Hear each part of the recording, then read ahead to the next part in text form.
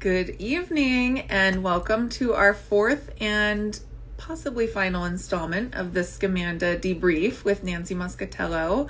I will be having her join us, and our special guest tonight there's two of them, so you're going to have a double the fun. And let me find her now. Let me find Nancy first.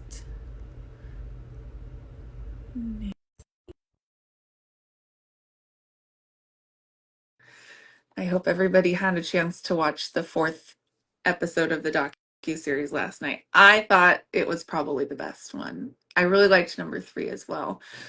Hello. Hi. Greetings. Greetings. All right, let me get our guest in here, which I guess I surprised it for everyone. I put it in the title who it is. That's okay. Okay, she's here. I've invited her, secret guest. You may accept my invitation. Hey. Hello. You did it. Hi, Aletta. Hi. Thank you for joining us. Yeah. It was nice meeting you last night. I know. Well, I was wondering when we should talk about that because that was very exciting. Yeah, it was lots of fun. Why don't you fill everyone in on what last night was, in addition to the Scamanda episode 4 and finale? What do you mean? It was your birthday, Aletta. I know what you meant. Yeah, it just happened to be my birthday. I mean, how does that happen? I don't know. The finale. God has a sense of humor. God has a sense of humor because that, when it starts the podcast and you're listening, Yeah. it is one of my final questions for you is just commenting on how you literally went through hell. But so was it a bizarre feeling to be surrounded by people that it was a very loving environment, I will say, last night at Lisa Berry's house. Yeah. Yeah, it was. It was kind of, surreal. You know what I'm saying? Just, you almost feel like you know these people, especially because, Nancy and I have talked all these years, and we know all the, different stories, and just to put a face with everybody, even though you've seen them on the docuseries, but it's just nice to just hug them and just, Yeah. And especially for Aletta, a lot of these people were Amanda and Corey's friends. Yeah. This flip of people, Right. They all wanted to meet, and they just have such big hearts with each other that, and supporting in both ways.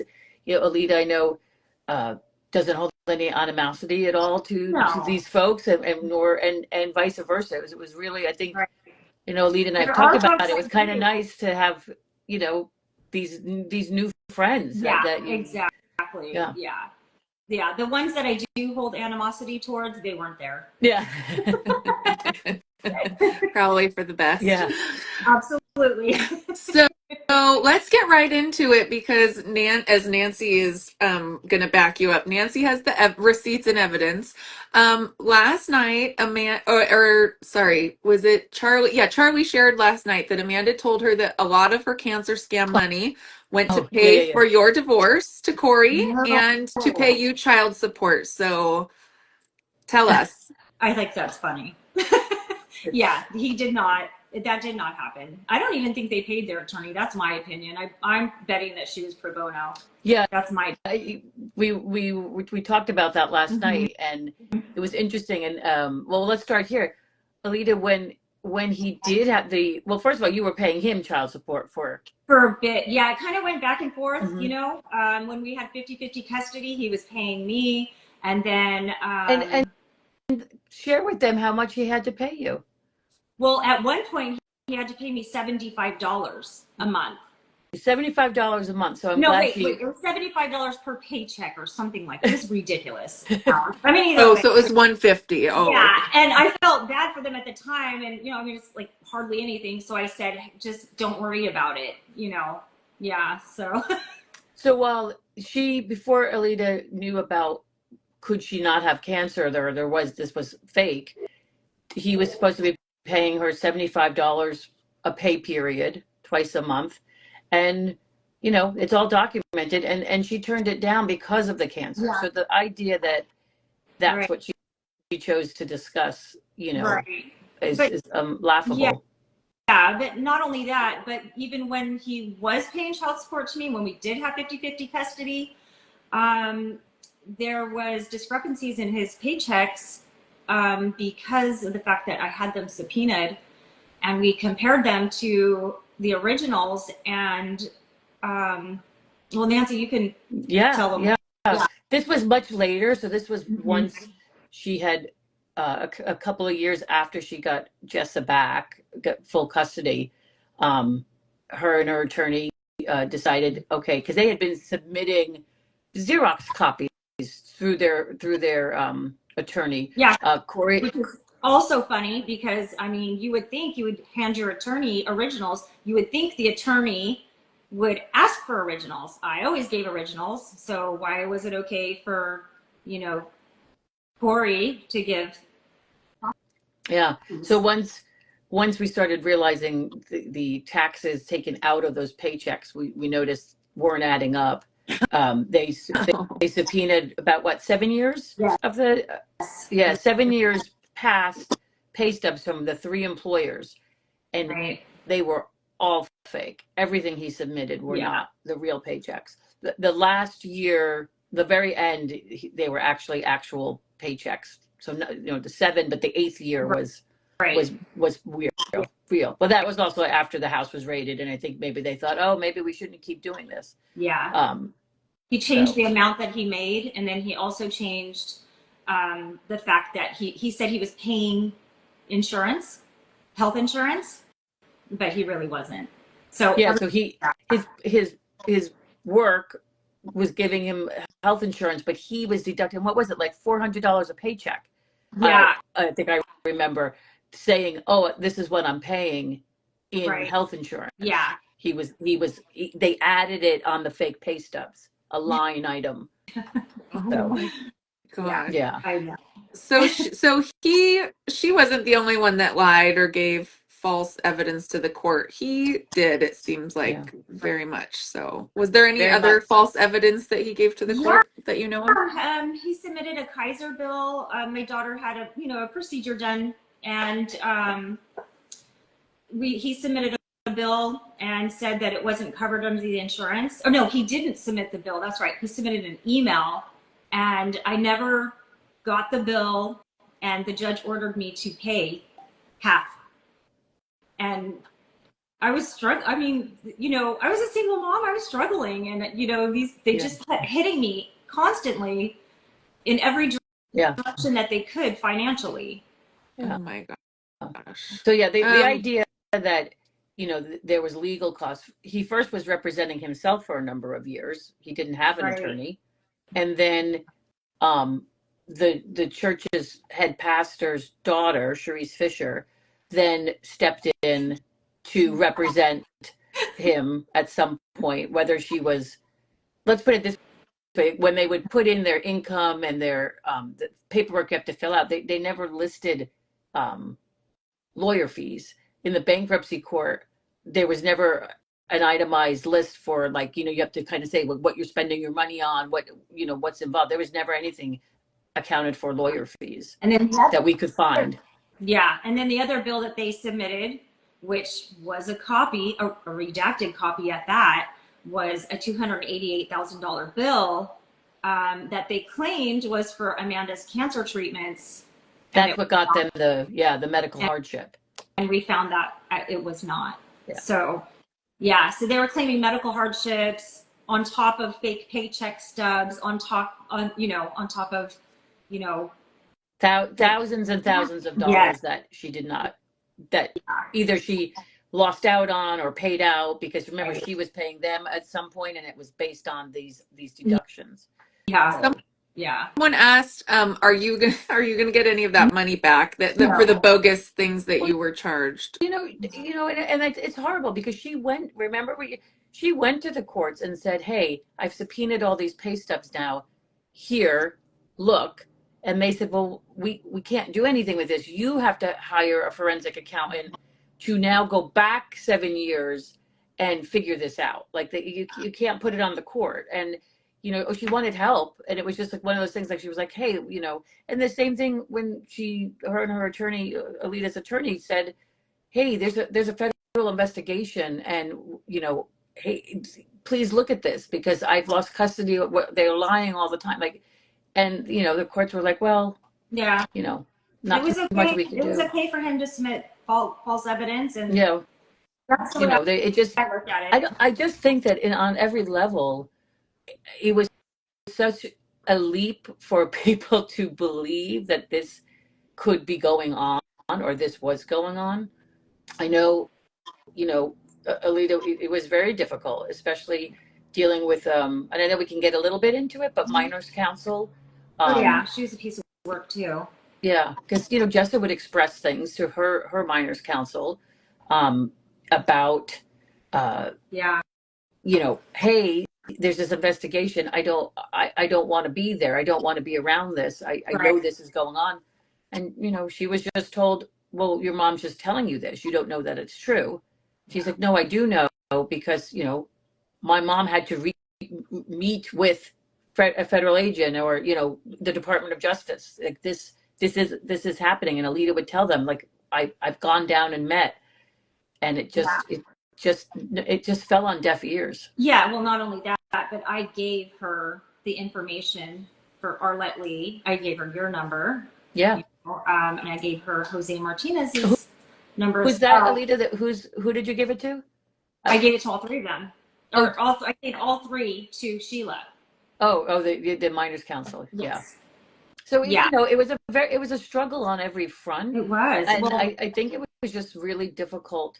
Well, for people to grasp this. Yeah, and then in court paperwork, they would submit saying that I was making this up. Yeah. That basically I am trying to make their life miserable while she's fighting cancer. I mean, they had affidavits, they had letters written from church members talking about how they know Amanda has cancer because they see her with the oxygen tanks. They see her giving her testimony on stage.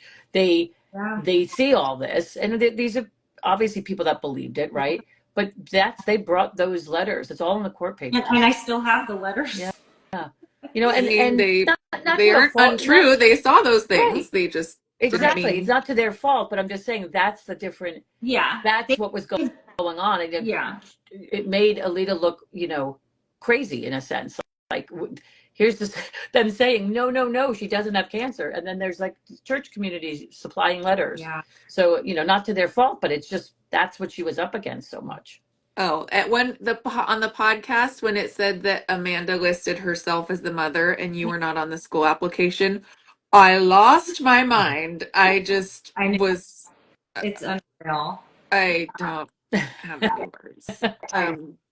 I think a lot of people are wondering, and in your opinion, if you're comfortable sharing, why do you think that you lost custody of Jessa at one point? Well, it didn't happen like quickly. It was over a period of like years. Like they kept going back.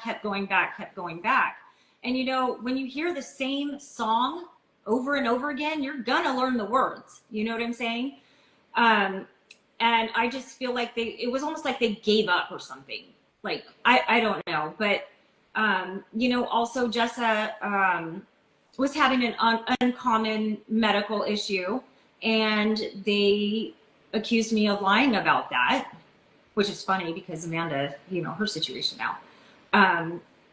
And I believe that the counselor and, not her counselor, minors counsel, just Corey's attorney, Cherie's, and I think they all believed it. I think they were all in cahoots together, and I felt like I was being bullied. I felt like they were, coming after me and with a vengeance, So yeah. I mean, at the beginning, I know because when Alita and I first started talking, she said, "Listen, I have all my court papers." She had court transcripts that she would order after court. Her attorney would order, so I was able to read through that. And the first few years, the judge that was on top of things was excellent. I mean, she found that Corey was a parental alienation. She was calling out Corey on lots of lies in court, including and buying a house yeah, to change Jessa into a different school district. yeah. They So didn't. there was, this a change of judge after 2 years, and then the addition of Sharice Fisher, the attorney, was just gave them that leg up to start anew, and they just really utilized the courts, and anything they could throw at her, they did. And And was it it was this? heartbreaking to read through these transcripts because you can see the manipulation in them, and but they had the backing of minors counsel, right? I believe like the counselor that Jesser was going to, that was also a court mate, he was wonderful. That doctor was saying, listen to this mom, listen to her, this is what I'm finding. And it just never gelled back together. Wait, No. I'm not familiar. So what is minors counsel exactly? Jessa was appointed an attorney through the court system, so she had her own attorney. Mm.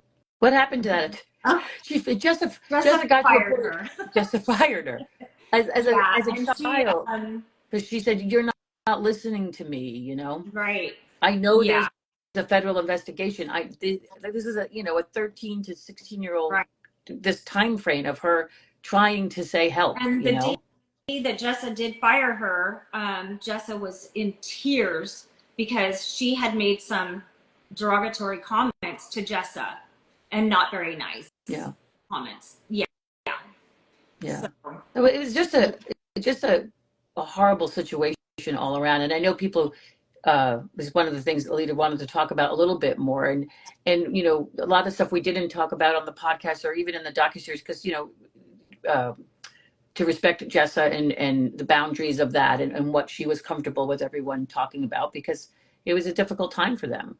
So but this is a little more clear, because I think people are really like, how does that happen? Yeah. It's amazing that it can, and it does. Yeah. Somebody brought up the Amanda's case against you, Nancy. Mm-hmm.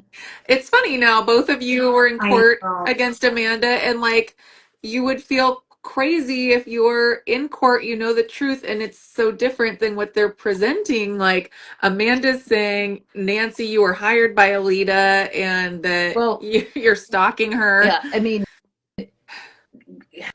having some insight from reading through transcripts that Aletta had, and learning about how they conducted themselves in court when I went to court with them, it might as just a page out of the book. I mean, they each took the stand, and they did not miss a beat talking about how many times she flew to New York, how the cancer, how she felt. Oh my God, my poor bonus daughter. There was so much just coming out about everything that they had been through, and how they were, terrorized by me. I was, supposedly doing all this stuff. So it was, and just up on the stand like it was nothing. Both of them talking all about it. I felt horrible because here Nancy is trying to help me, with and then she ends up becoming one of Amanda's victims.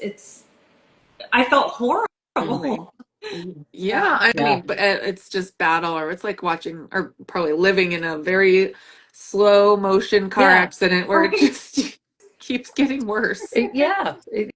Every time we thought things were like, okay, this is great, that this flip was switched. And I know a lot of people were asking, or I saw some comments also about this revelation of something happened on the cruise, and I think Aletta did a great job explaining that to, again, a comfortable parameters with everything, and respect for Jessa, and all of that. So, but yeah, that was finally, it was enough that they go. We had to file an emergency.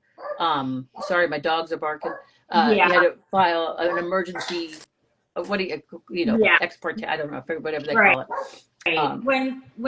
When Jessa came to me, also, I didn't feel like I could go to minors counsel Sheila and say, hey, this is what's going on, because they've all dubbed me as the crazy ex-wife. So I had to take her to her counselor, and then And then he was able to submit something to get right. relief. But, to be clear, there's court papers, and Corey signed off on those court papers. It was all spelled out what happened. He signed off on it, and he signed over the parental rights. So it was documented, and it happened. So that was important. That was a important for her to retain custody. Corey is a very popular topic in the series. Has he apologized, or have you or your girls had any Sorry. contact with him or Amanda? I know it's You not mean- a real question, and we all know the answer, but Has he apologized to me? No. I will never get that apology. how about any contact? Do you or the girls have any contact with him or Amanda? I have no contact with him at all. Oop, she froze up. And with Jessa, she wants me to keep her things private, so I'm just gonna leave it there. Oh, gotcha. Yeah, Yeah. that makes sense. I thought it's funny because you would think, Amanda, that the whole impact they read their impact statements, which were extremely powerful, being there for that. But Amanda never addressed Aletta in her reading to the court. It was like she doesn't believe at all that she owes Aletta any type of apology. No. At all. No. I was horrified seeing the text when she was writing Jessa on the screen and she said, "How dare you disrespect me like this? You're blocked." I thought she was texting you. I had no idea that's how she was texting her stepdaughter. A 13-year-old. Yeah. Right. Oh my gosh, just insane. And but going back to Corey, okay, I also gasped last night when the quote came on that basically Amanda said, "I want to make it very clear that my family and my brothers were not involved." No, which is basically saying Corey. No, my parents. My parents and my brothers were not involved. But that's basically saying Corey was involved. I mean, it's by default how it reads, right? Exactly, right? I think it's very telling. Yeah. I think it's And they're telling. going through a divorce themselves. Imagine the ink on that divorce is dried if that was the statement. But maybe, yeah. That was crazy. Yeah. The next question, one of our final questions before we transition to something a little bit more fun, is you and the girls went through hell. How are you now? So tell us about your life now. Great. I am a stay-at-home or housewife, which is great because I get to spend a lot of time with my grandchildren. Jessa's doing great. She is married. She's been married for 4 years, and they are now expecting their first baby. Yeah. So, grandbaby number 4. So I'm really excited. Yeah. And Jamie, she's doing great too. And she's married and she has a baby as well, an 18-month-old. So yeah. Oh gosh. And you live close by to both of them, or? No, Jessa lives, near me, and then Jamie lives about an hour and 15 minutes away. Okay. So got it. Yeah. Wait, no, I see some questions still with our life, which is great. There's still some healing to be done. My girls, Jessa especially. I even still struggle with anger towards certain things still, but I've been redeemed. So, and I have my hero, Nancy, right there. No. Lisa as well. So, Exactly. Yeah. Were you going to say something, Nancy? No. I'm just saying people are still asking about the why can't he be charged with fraud? And I think, it was explained in the doc. It's the best that they can really explain. It's like, federal investigations take a lot of time and a lot of cost to do. And so they specifically target, the target.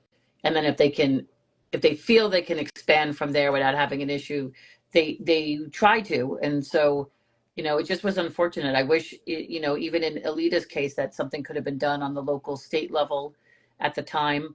I mean, we talked about it at different times. It's like it was so important to get Jessa back. She did. And at that point, I think also, Aletta was like, I'm done. I want nothing to do with like, I'm done with them, right? And Yeah, so it would have taken it's a very protective mode to be in, to just be like, I don't want to go through this with them. Like more time and energy Yeah, they don't I, deserve. I you will, can imagine it then was I would, years, yeah. it was a lot. It Well, was a then I would lot. have to pay an attorney to do all this. I'm not wasting any more money, time, none of that Okay. for them. And plus, my Michelle girls need, Kaufman. What? Go ahead. Oh, sorry. You go ahead. no, I was just saying my girls, they need that stability, or what would be the word? You know, um, They needed it's just Alita to move on chaos. too, right? To move on, to Yeah, be there for them and not have to keep fighting this over and over. exactly. Yeah. They just want you grounded and not having divided energy in court Exactly. or lawyers or reaching Yeah. back. You want to be moving forward, which, speaking of which, Michelle Kaufman is loving you both. Says, Alita, you and your girls are such strong, beautiful women. So happy. Aw, You're all happy and thank you. healing. Thank And she said, Nancy, I'm a journalist too, and you are a shining example of what the profession should be. You're superwoman. Oh, thank you. And And that is so true, right? Like Alita, I mean, can you talk about, I don't think this is really touched on in any huge way, but like what was your relationship like with Nancy over the years? Because you guys have been in yeah, contact for a well, while. from the first phone call, I felt very comfortable with her pretty much right away, and then over the years, it's been 10 years almost, so how do you talk to somebody for 10 years without becoming a good friend? You know what I'm saying? And, she's just been very Yeah. dear to my heart, and I'm so thankful for her. There was a real bond of us, just like, Right. we're going to see this through. We're going to get through this together.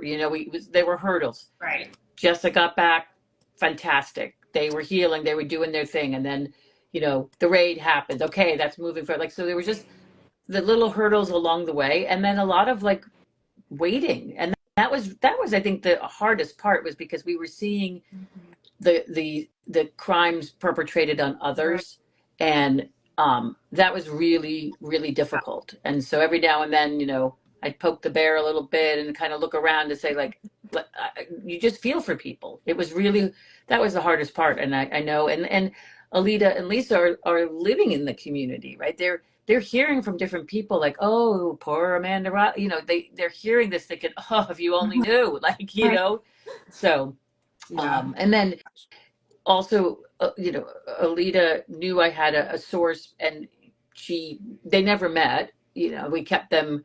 I made sure, I'm like, you don't need to know about each other. Just know that someone's helping, and we're going to get through this. And so I was going between them, like, keeping everybody knowing things were moving forward, how we were getting help in different areas. But yeah, they finally got to meet at the change of plea, right?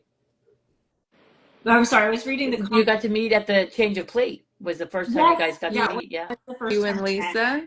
Yeah. Oh, I didn't realize that was the first That was time. it. Yeah, let me see. Time. Speaking of Lisa, let me see if I can add her here. Says, did Alita believe Nancy immediately? Yes, I did. Did Yeah. Alita? So Oh, that but was oh actually a yeah. fun. That was actually a funny phone call, because I was very like beating around. Hey, there she is. Oh But my gosh, we're all four on. I love it. I Yes. love it. I was just asking when you and Alina met for the first time, and it sounds like it was at the change of plea. Yeah, her first court appearance was at the Oh, change of plea. right, the one in person. The Yeah, one in Yeah, person, the because first one in they person. Yeah. could zoom in and watch on Zoom, but we wouldn't have been together for that. That would have been. But we had talked Um, before that. As yeah, soon as she got yes, as charged, soon as you got recharged, they were allowed to speak. we yeah. were on the phone for like hours. Her. Yes, we were, and we still talk for hours sometimes. I Yeah. Now love again, that. So, this is just another situation, right? Here we have Lisa, and who knew Amanda and Corey. So Alita's now in contact with so many people Yeah. from their world, that have just, they now see Aletta for who Aletta is, and they are genuinely just in awe, right? And see, I think Lisa said it in the series, and has said it many times, that Amanda really wanted to be Aletta. I mean, that's how we all felt. Like, you could see the way she was latching on to the characteristics, the manners, all of these things. And she did that a lot. So, That yeah. is something that I did see some comments on Reddit about, like, were you not freaking out that basically the nanny is trying to take over your life? Like, Well, she married Corey, a few years later, or got together with him, and then they married. So, at that time, like, I didn't care about Corey. I really didn't. You know what I'm saying? My focus was my daughter would be loved in this home, and I knew that she loved Jessa. So that was my first and foremost, is that my daughter was going to be taken care of. And It didn't last I was long. wrong. Yeah. Yeah.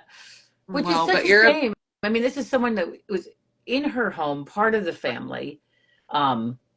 She really was not expecting any of that at all. No. So, No. It was weird. That I will say. Yeah, it was weird.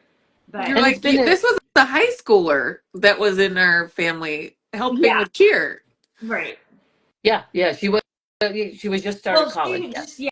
she was in Oh, she college was at the time. Yeah. in Yeah, college. college. She was Barely better. 17. I think she was about to turn 18 that summer. So, right. Yeah. So she must have been up there for like orientation or something early, because you start school usually, Yeah. September. So, And the thing is she had a fiance at the time too, and I knew the fiance as well. mhm. Yes, Interesting. I he dodged right? a bullet. Uh, Yes, he did. Somebody Which I'm so glad. asked, when do you think their relationship started? I think it was after. I don't think it was during. That's just I don't think it was during. I don't recall any flirting or anything like that. Yeah. yeah. It is still very strange. But let's get back to happier times. So you and Lisa, I heard that so share about last night. It was the premiere, and Lisa graciously opened up No, her the home. finale. Oh, The oh finale. my gosh, the Lisa finale. knows how to throw a party. I do. Yeah. Actually, it was so amazing because Nancy said, I'm gonna join you guys. I'm gonna fly in and watch the finale with you and Aletta." And we had it planned. Nancy, Aletta, In a matter of a couple of days, like, we just were like, you know what? I said, I'll come up. Is that still okay? Are you guys gonna get together? And she was like, party time. Let's do this. oh my gosh, it was so fun. And so she was coming up, and Aletta, so we're gonna have a big slumber party, right? Which we did. And I said, well, I've had these other people from the series reach out to me. So we just, like, last minute extended some invitations, and we had there was Lindsay, there was Amy. Amy actually stayed over too. Mahasti, Rebecca. It was so fun. And we stayed up till 2:00 in the morning. And we did our own fight song video. I don't know if anyone will ever see it, but it was fun. I loved that very much. Well, and that was the best what was highlight. interesting was, up until the end of episode 1, none of these folks that we've been talking to over time knew Lisa was the source. So they were just as surprised, I think, as everyone else, which was fun. Like, they were like, oh my God. Because I think a lot of people thought, I think Tracy and we talked about this, that it had to be someone in medical, somebody here, somebody like, I think people just didn't realize there was this time frame before she was diagnosed that she had a different set of friends. It was before the church. It was before she honed the skills or figured out, oh, this didn't work. Let me go somewhere else, you know? So, Yes, I thought for sure that, and now, and then just last night, it all clicked together like a, one of those puzzles in the movies. But because a nurse had commented on a Facebook post saying she's faking it, but evidently that person knew you from work. That was not her nurse, and so that's why I could never put it together that Lisa was was the source because well, I think I part of that was that Lisa was, in her community was outspoken a few times, I think, to some of her own friends about what she suspected. And she's like, this is what's going on. And then, so there was always like a few friends of Lisa's that knew the situation. And I think as things progressed, paths crossed. Do you guys, Alita, do you mind me telling the story about in the operating room? Oh no, Yeah. go ahead. Or you tell it. Go ahead. No, What no, do you say? Oh, so Alita worked as a surgical tech and was in an operating room, and this came up via a nurse that was in there just talking. She was like, "Oh, I guess as you do over an operation, I don't know," but she was talking about, "Oh yeah, my friend, she's knee deep in this thing because she knows this person that's faking cancer and they did this thing to the ex-wife, and he's a horrible person, and she's a horrible person." And Alita's standing there and goes, "Oh my God, you're talking about me."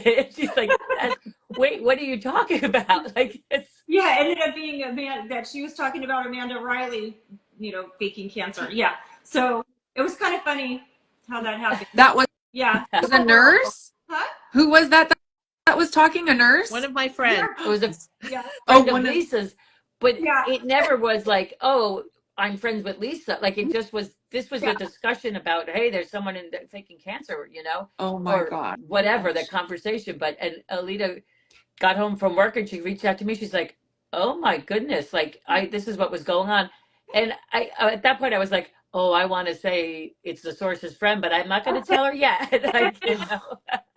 Right. I said, well, at least you know it's out in the community, that at least it was kind of percolating, but never again getting to the surface too much.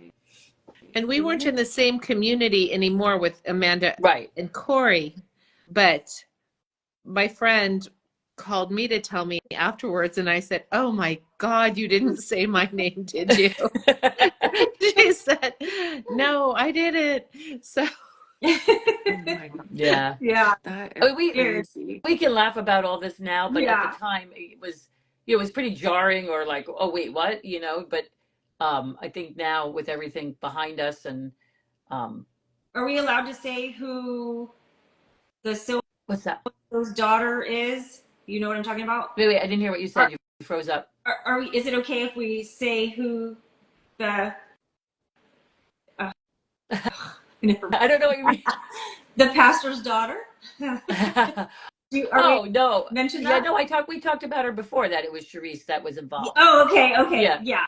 The pastor's daughter. I don't think we said pastor's daughter, did we? Yeah. Oh, okay. No, I mean, that was his attorney, Yeah. Was she the attorney for the divorce or the child? Or are they the same thing? She was Corey's attorney in the family law case. He represented himself for a number of years. And then when they became part of the church, and of course she became the star cancer patient, they needed help, they needed resources. And well, that was another thing. Stephanie Davis, who was the one that got all the auction items and all of that, and also Rebecca Cafiro, who participated. When I spoke to them both individually, they had given us text messages and Facebook messages going way, way back. And I was really shocked to see, like, she was asking them for attorneys. Amanda was asking them for recommendations for attorneys and she would say, we need to destroy Corey's ex-wife, like, and not kind things at all, like asking for help and we need help, and then letting them know, oh well, the church is helping, the daughter is helping. So they were the hot to trot to find somebody to help. So yeah, great. Can I mentioned the counselor at the church that Jessa went to. Corey and Amanda had Jessa go to the counselor, the church counselor, and the church counselor had told her, "You're better off with your dad and Amanda because your mother's unfit." My daughter was so upset. This is a church counselor. Mhm. Like, why? Why would you? They didn't know you? No, never met her. Yeah. So Yeah. a lot of things taken at surface value. Yeah. So Jeez, yeah. it is just crazy. I mean, watching it. Have you seen the movie The Hand That Rocks the Cradle? I have. At least she didn't, not at least, but I'm glad she didn't try to kill you at the end of Yeah. the story. Yes. But it's very similar because she Yeah. just kind of, and how you feel like you're going crazy the whole time. Like it's just Yeah. unbelievable Yeah. after unbelievable. Right. Yeah. It was. Well, I think that's part of, what this wasn't just attention. This wasn't just I need attention and there's money, there's family destruction, there's like a lot of stuff that went on, lashing out in all different directions. And that's something we really wanted to get across to everyone. Like it wasn't just a money grab, but it was a lot more. It was a lot more. That's all. Has it, somebody is asking, did they ever apologize? The lawyer or the pastor? No. No. And they should, But and that's another thing. They should be apologizing to my daughter yeah, first and foremost because she went through hell. yeah. It was But really hard on her. I do, Alita, as soon as that criminal complaint was filed and she put,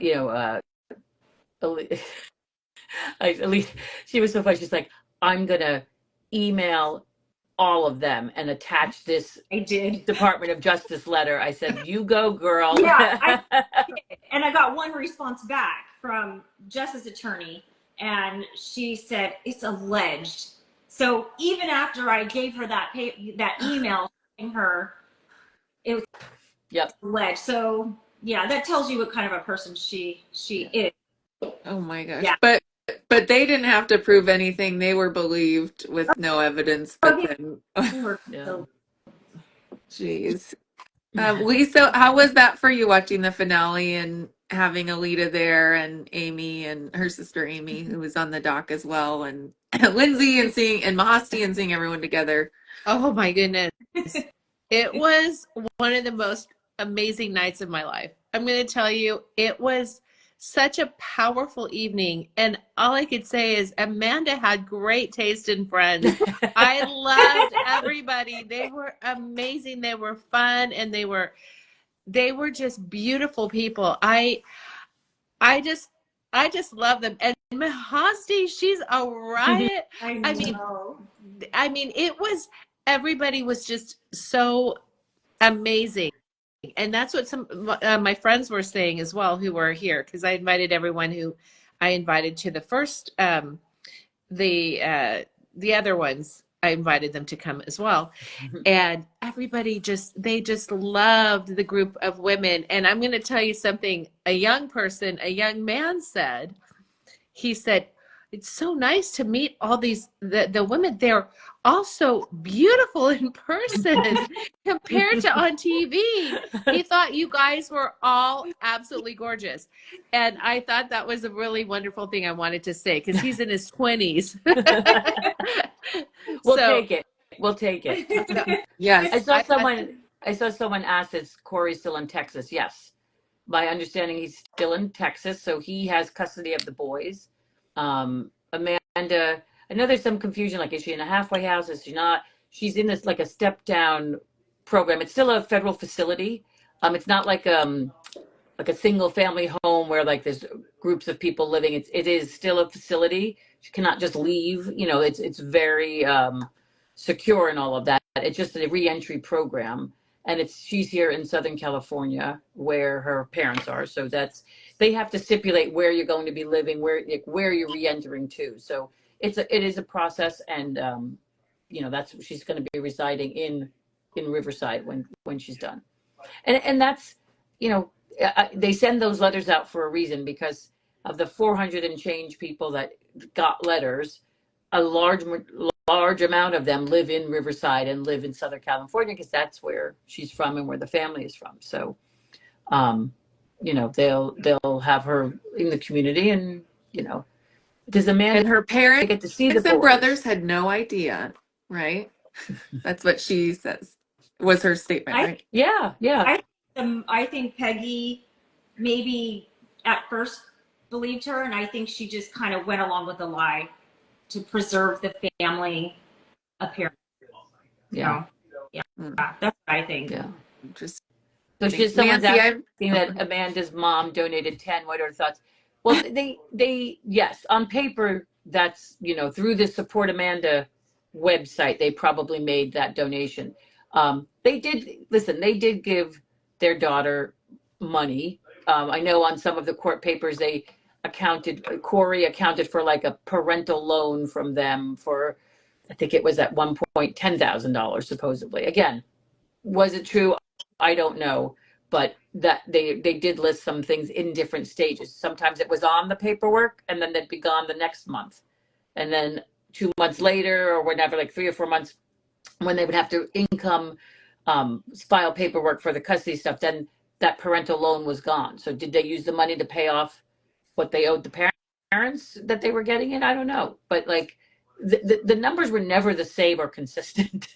they fluctuated, they changed, yeah. So I don't know, but I've spoken to friends and others around their circles, and that's what really stuck out to them. They felt like they were asking us all, you know, to donate, and we were happy to donate, but then they're buying vacations home, they're going on vacations. It's like I guess it's just a perception of how you feel about that.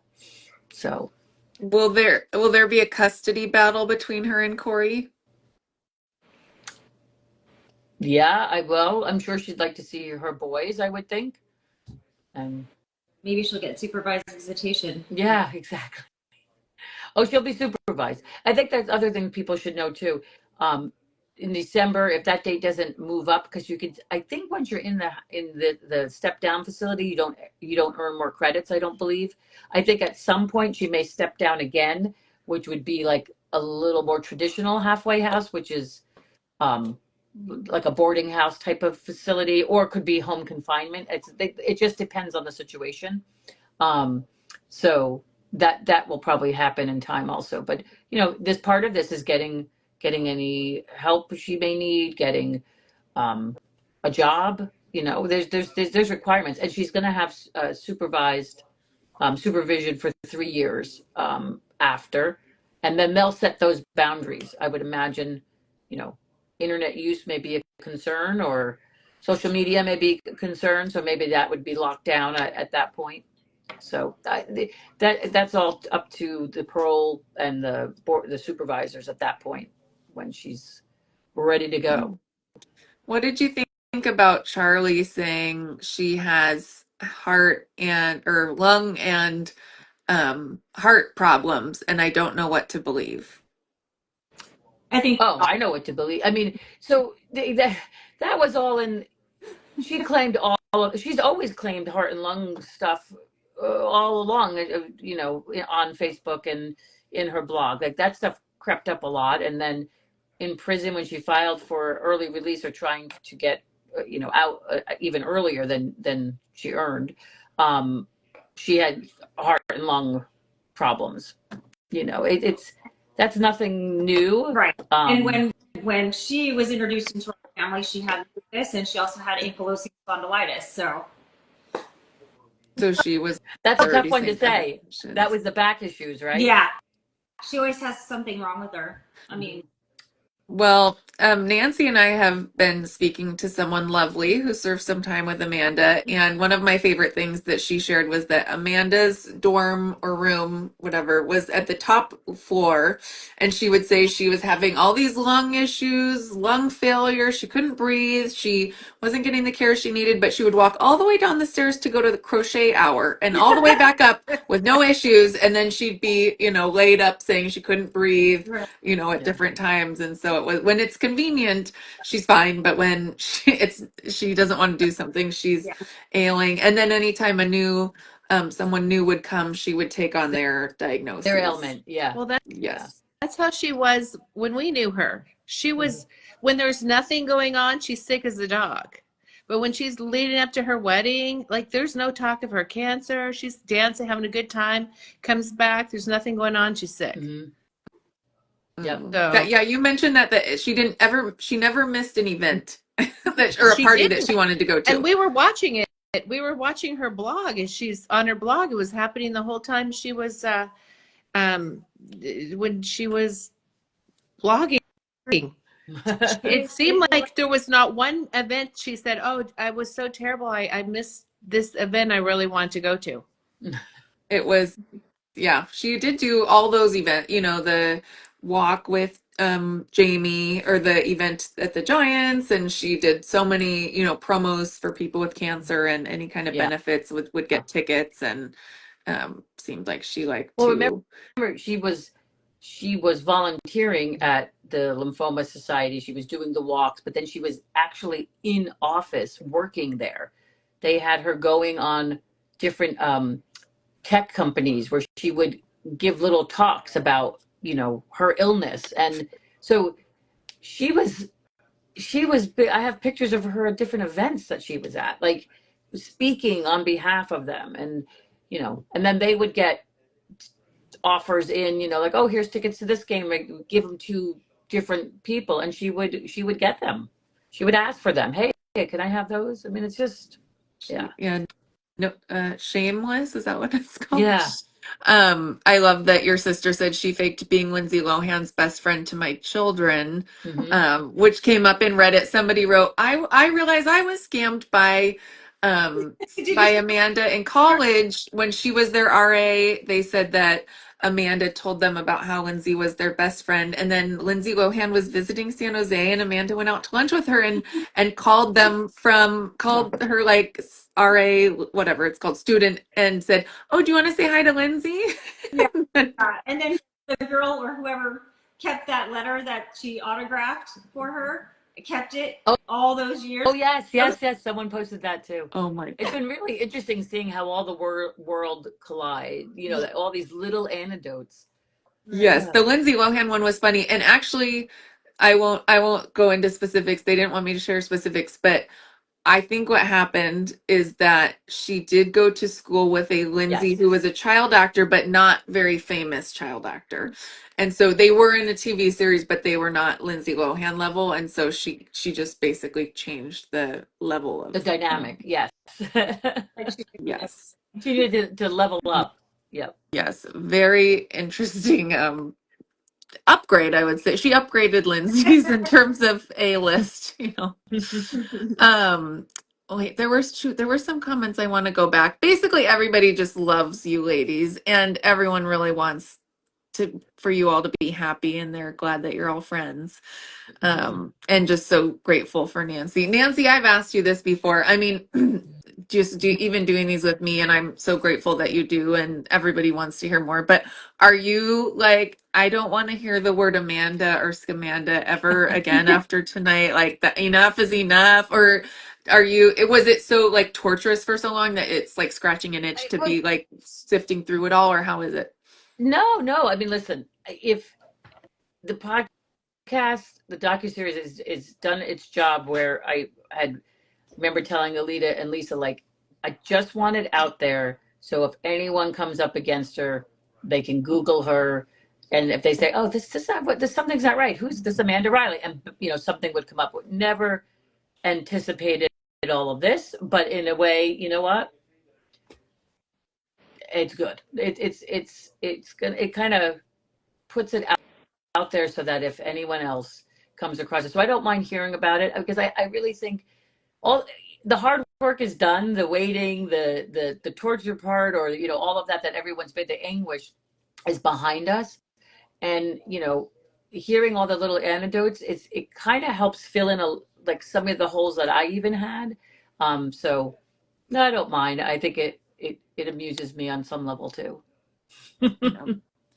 Someone said, beauty from ashes, the friendships and bonds formed from her betrayal, which I think is Yep. a very Yeah. nice way of saying that. And my sister, I noticed, commented that the fight song, how the lyrics are "Take Back My Life" song. So Aletta, now you should own the right, or now that should be your song because that is your fight song. Oh, someone's Yeah. asking, how did she get a job as a principal? That is a excellent question because it makes no sense. I mean, what we discussed on the podcast that, at smaller elementary, sometimes private schools, you don't necessarily have to have certain credentials or certain tests or standards or licenses, and she came recommended from people at the church, the FCC church. Their school administrators they knew Amanda. Amanda didn't really have a lot of teaching experience. I know, she says, oh, I taught special ed. No, she didn't. She had her student teaching in special ed and did whatever that is, if it's a semester or whatever. So she did do that a bit, getting her degree, her bachelor's degree. Yeah, there was a lot. And then, she got hired at a middle school to teach English, and she was not particularly qualified, but was doing the job or substituting and then like doing more, but then wasn't showing up. So and then when she got to the Gilroy school, no one called the other schools on her resume, to say like, hey, did she work here? Did she, I think they would have maybe got a little, maybe not a glowing recommendation or something, but I think that it just wasn't on a radar that she was put on a very good show. What? Talked a good talk. At that point, so if she was recommended from the church to the Gilroy school, didn't the church know at that point? Weren't they tipped off by I Officer wouldn't say the Martinez? church. It wasn't like the pastor and stuff who recommended her. It was somebody in the church community that knew of her, and then she moves to Gilroy, which again, you're getting like another half an hour away or 20 minutes in a different direction. Yeah. So once she got there, and they had this, they applied, like she gave them a resume that I'm sure was not chock full of facts, and they, unfortunately, I think that superintendent did not maybe check it out as they should have. Yeah. I remember that bonus episode where the teacher was like, "Oh, this is going to be great. She has experience teaching every single grade," and then she was like, "Wait a minute, the math doesn't work on that. The math's not mathing. Yeah, math is not mathing." And the girl math wasn't mathing either. So like the teacher Someone math. said she seems to be allergic to work, which seems pretty accurate. But all right. Well, we're almost. I would say yes, and then wow, faking cancer for as long as she did is a lot of work. Yeah, but it must be one that she gets the thrill off of. So that's the adrenaline rush. That was one of my. We didn't hear too much from Penny Fraley. Penny. Yeah. Just a little bit, but I really loved her, and she had one of my favorite quotes from the whole season, which was, "It's still to this day, shocks me, and that she could have done anything with all of this time and attention and effort, but instead she did this. Like she could have. It was a lot. She shaved her head. She would go to the emergency room. She put a lot of effort into it. Yes, exactly. She was printing up fake pay stubs left and right, or they were. So that's a lot of work too. I mean, like I'm telling you, this was not. this was a lot of work. Yes, for sure. Well, Aletta, I think the most beautiful full circle moment has been having your birthday be last night and being surrounded at Lisa's house by Nancy. And one of you shared a photo of the cupcakes. Yes. I took some this house. Do you want to Yeah. say Yeah, it? show Yes. one. Show one of your birthday cupcakes. I'm coming. Hold on. Oh my gosh, I love that you have one. This made me very Okay, happy. ready? Yes. Lift it Hold up it a up a little bit little. There you higher. go. Oh, there. Wait. Amanda's mugshot cupcakes. I love your sister Amy at one point was like, Yeah. take a big bite out of her when Yeah, and that spit is it out. a real picture of her. I know I saw some people asking on other things about if she has a mugshot. It's not technically a mugshot. It is a prison update photo on some of the paperwork that I pulled while looking into what she's up to in prison. And when you file your paperwork, there's different exhibits that can be put into, whatever your lawyer's filing. And lo and behold, in a little teeny thumbnail photo was on one of them.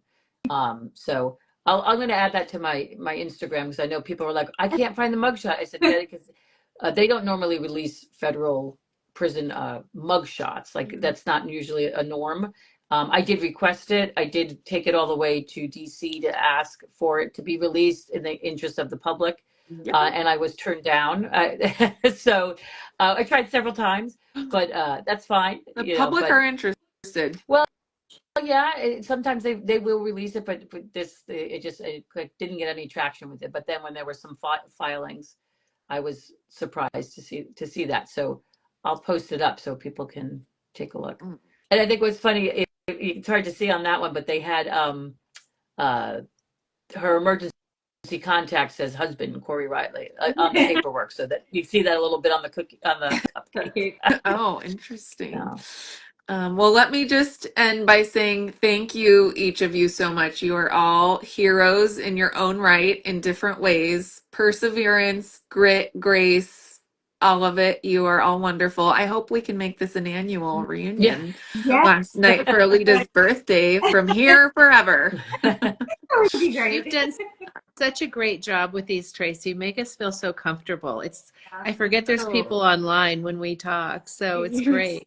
so sweet. I love it. I mean, this is just so many people were affected, and one of the goals was it's so isolating. I know I've seen it be very isolating for people, especially as you said, Nancy, like the people were so affected, but like Yeah. Alita and Nancy didn't even know to talk to each other. That they met once it came to court. So I think this experience has been isolating. Rebecca shared it last night on the docu-series that you can feel like, why didn't I pick this up? Is my intuition wrong? Is my discernment off? But that she put so much effort into this that she fooled so many very wise and Yeah. smart people, and it's nobody's fault for missing it. She intended for you to not be able to figure it out. Absolutely.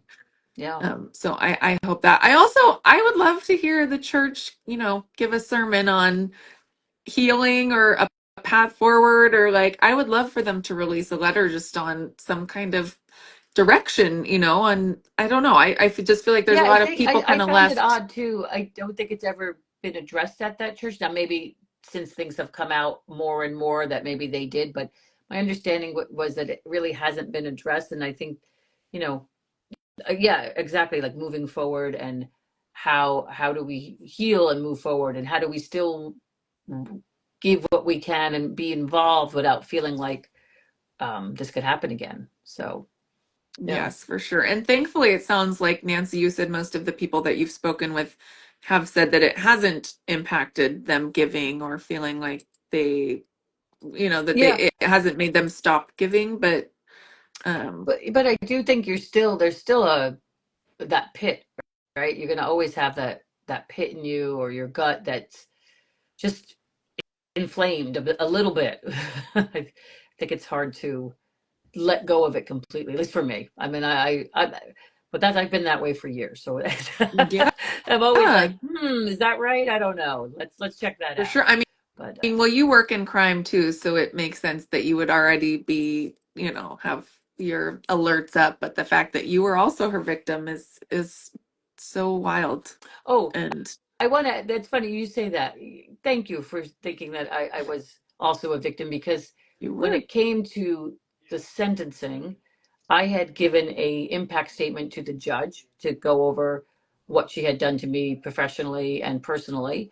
I wrote that up and I sent that in. And then when you could read your letter in court, you had to give them a heads up, the DA, the Department of Justice, say like, oh yeah, I'm going to be there and I'd like to read my letter.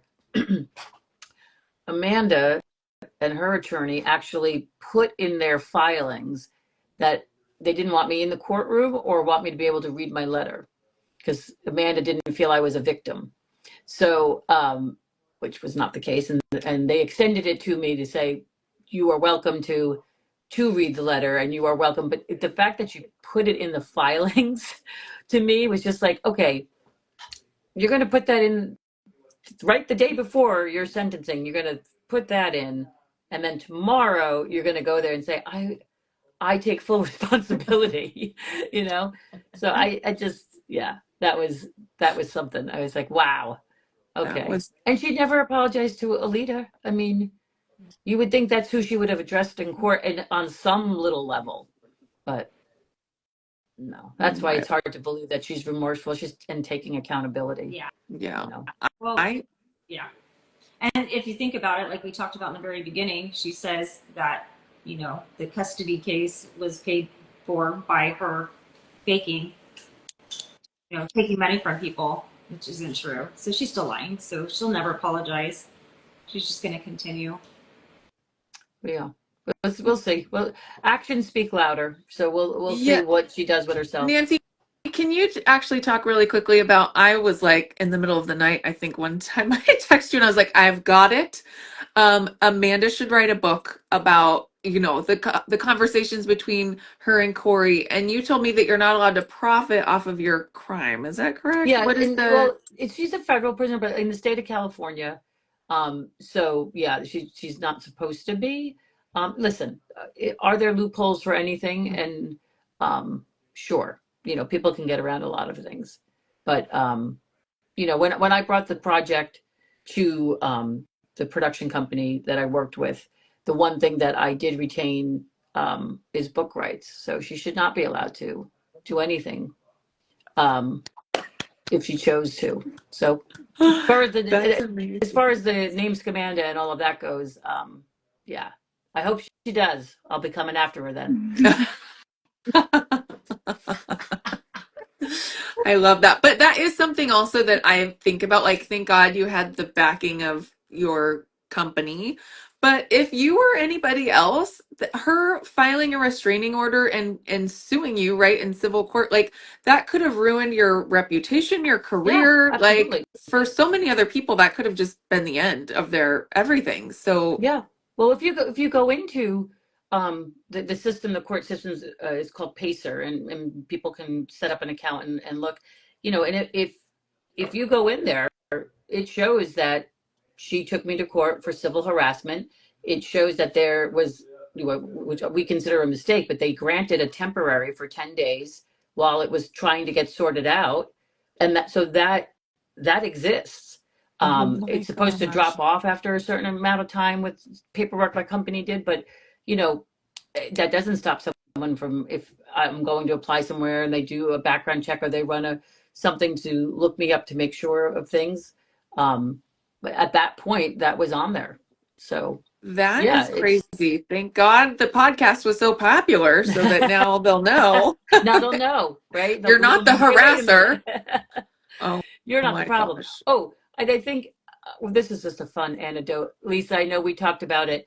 One of the things in the restraining order that it came up on last night when we were watching, because it was zoomed in on the screen and it said, was all the paperwork, and it said she used a pseudonym, Ruby Begonia, and there was a big laugh in the room. And Lisa, you want to tell them why? Because she was accusing me of doing this and using this pseudonym to like post on different things saying, hey, this woman's faking cancer. Hey, this woman's faking cancer. That or was whatever me. it was. It was I'm Ruby Begonia. You're the one behind the mask each time, Lisa. Yes. Every time in the series, it's like, it's Well, me. I think I and, only made one post, and I think it was it was that magazine article about it her. was Yeah. confirming. I think it was confirming what the other person wrote, because someone else with her own name, and it's funny they didn't bring her into it with her own name. I'm not going to say, but it was the nurse friend of mine. On the article, she actually said Amanda is faking her cancer and there is a federal investigation. Oh. And she put it right on, and then I backed it up with Ruby Begonia. Of course.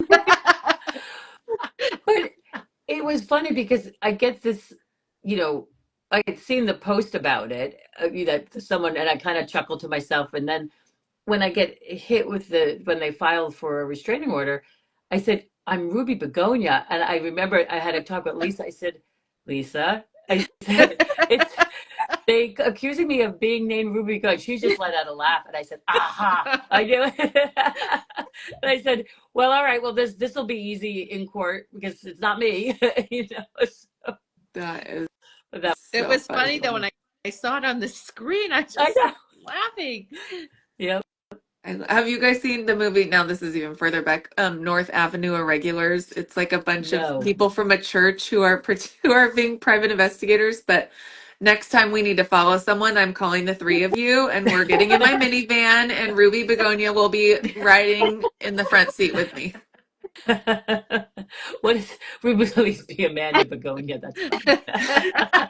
Oh, that's my sister. And she had said originally that Amanda's going to go back to her maiden name and then she'll create a new scam that will be your next podcast series, Nancy. But Well, now she's saying she's going to it be. is funny because I thought about that, but now I see, like, if you Google Amanda Riley or you Google her maiden name, it brings you right to it. So I Okay, think well, she's I think she'll have she's to the change from scratch then and go with yeah, a exactly. new direction.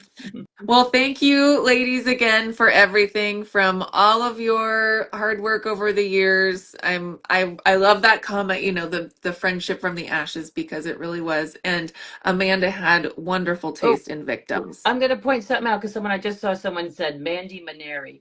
That, thank you for saying that because A, that's her maiden name, but B, she goes by Mandy. She never really went by Amanda. She would tell the church Amanda C. Riley, but she was called Mandy a lot. That was, I think, the family name. So How funny. keep an eye out for Mandy Yeah, too. because Mandy Manieri, we would have no idea. But Yeah. if that's her, interesting. We're going to be probably seeing Mandy Manieri soon. And one more thing, our daughters have reconnected. Oh, because Oh, they were friends growing up, right? That's how They were you. little. They were friends in elementary school in second grade, and they just reconnected yesterday. Oh, that's so And we're sweet. going yep. into the shower. Yes. Oh, I love that. Wait, so it's Jessa who's pregnant, is that right? Yes. Oh my gosh. Do you know if she's having a boy or a girl? Are you saying? Yeah, not yet. We don't know yet, but we'll find out probably in about 3 weeks, I think. Oh, well, congratulations. What a wonderful, wonderful ending for our story here and wonderful new beginning for her. I That's Yes. just very want to exciting. say that this May, Jamie will be cancer free for 20 years. Wow. Oh my Yeah. gosh, that's really Yeah. the best thing ever. And that she has babies. Yeah. That's Yes. incredible. Yeah. I Hmm. know. That's the real miracle baby right there. Yeah, no kidding. The Yeah. true miracle baby. Yes. Exactly. Exactly. Well, thank you ladies again very much. Thank you. This was wonderful. Bye, everyone. Bye Bye. bye. Bye.